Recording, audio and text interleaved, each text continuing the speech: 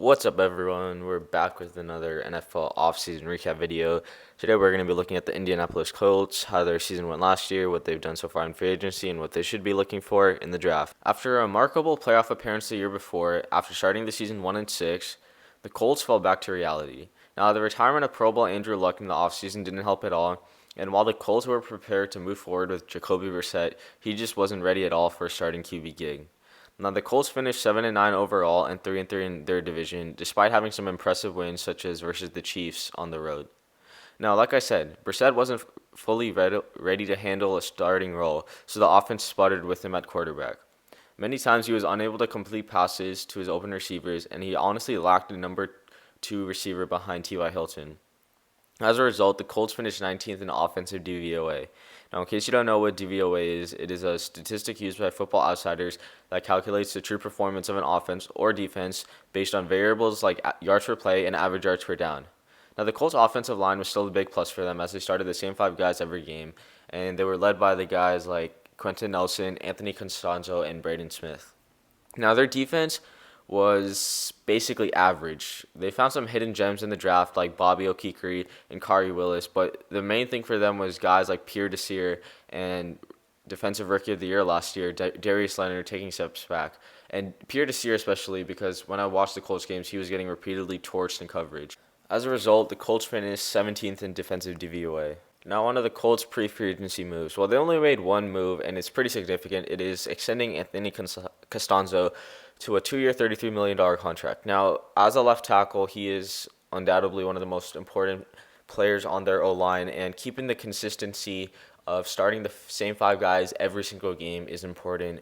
And Costanzo is one of the better offensive tackles in the league, so keeping a guy like this of his starting caliber and quality is good for the Colts organization that's looking to keep some veterans but also have a youth culture. Now on to who the Colts added in free agency. Well, despite having one of the highest cap spaces in the NFL before entering free agency, the Colts are relatively quiet with who they signed. One of the main things they did was finding a new starting quarterback in Phillip Rivers, who is now reunited with his old offensive coordinator, Frank Reich, and his old quarterbacks coach, Nick Sirianni, which I think is great for him because Sirianni is now the offensive coordinator for the Colts, and he'll already have known all the terminology and all the plays that they're going to run, which means this coronavirus holdout, which probably is going to limit OTAs and training camp, isn't going to hurt him as much. I think they got him for a solid deal, 1 year, $25 million. As a quarterback, he isn't like the most mobile, so having a good alignment to protect him is important for the Colts, and I think they can provide him with that. If you watch any Chargers games last year, you'll see that Phillip Rivers was constantly pressured in under duress, which honestly limited his ability to throw and ability to find open receivers. So he has the ability to stay upright in the pocket now and call the plays at the line of scrimmage like he normally does.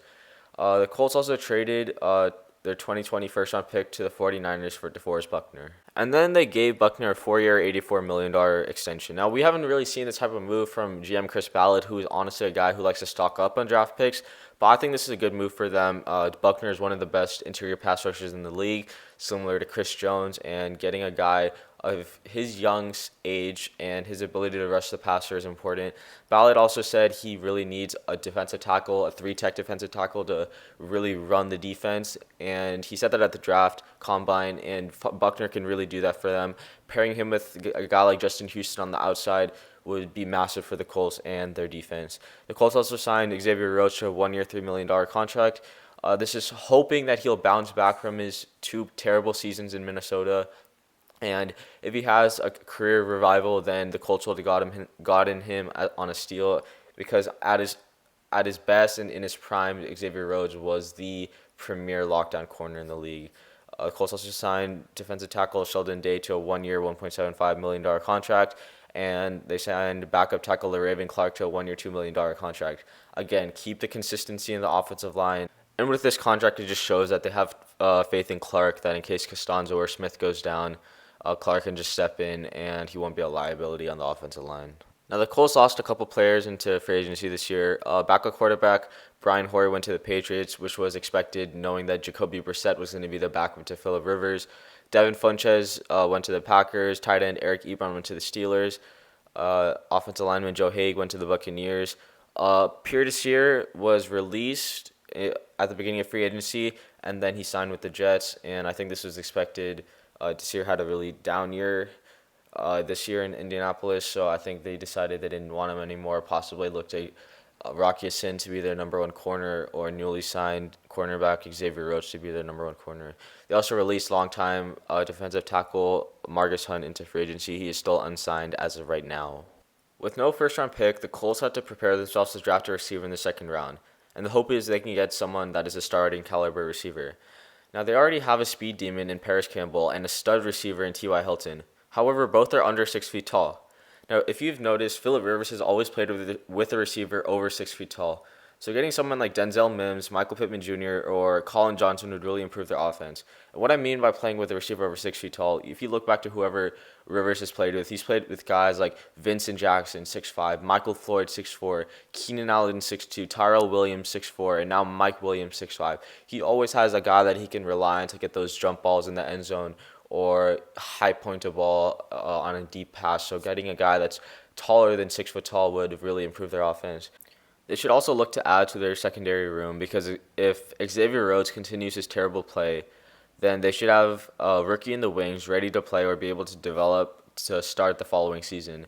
Finally, finding a tight end behind Jack Doyle could be a position of need in case he gets hurt, while also adding more linebacking depth behind Darius Leonard would be an important piece for the Colts to address in the draft as well.